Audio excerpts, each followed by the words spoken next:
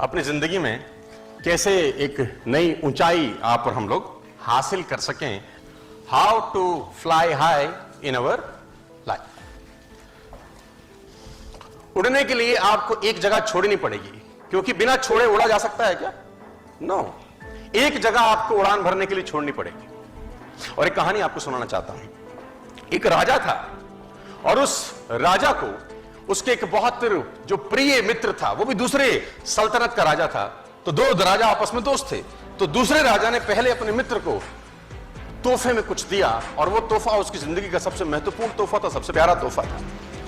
और उसने उसको तोहफे में 2 बाज दिए, और वो बाज बड़ी अच्छे नस्ल के थे। तो राजा को उस तोहफे को मिलकर राजा को बड़ी प्रसन्नता हुई, और उसने उसको धन्यवाद दिया कि वेरी गुड यार। और बाज अभी छोटे थे, लेकिन उनकी नस्ल बहुत शानदार थी।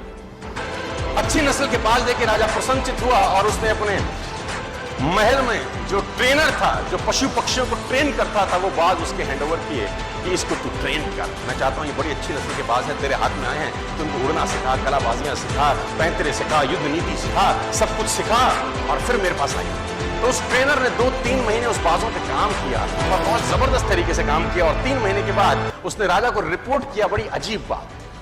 उसने राजा को कहा, राजा साहब, हालांकि आपने जो बाज दिए थे वो हैं तो बड़ी अच्छी नस्ल के, लेकिन एक प्रॉब्लम मुझको आ रहा है, और मैं चाहता हूं आप उसको समाधान करिए। तो राजा ने बोला, प्रॉब्लम क्या है? उन्होंने बोला, एक बाज तो शानदार उड़ता है, मस्त उड़ता है, कलाबाजी भी करता है, जैसा सिखाता हूं वैसा सीखता है, एक साला उड़ता ही नहीं है, हालांकि दोनों अच्छी नस्ल के हैं।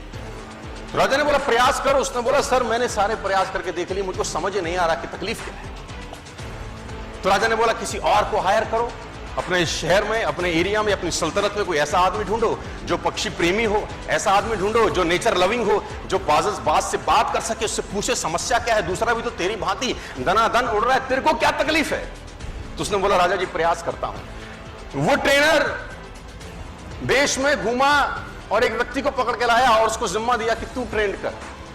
और ठीक इस घटना के 3 से 4 दिन के बाद जब उसको वो व्यक्ति मिला, उस व्यक्ति को उसने वो बाज हैंड ओवर किया कि इसको समझ नहीं आ रहा अपने को तकलीफ क्या है।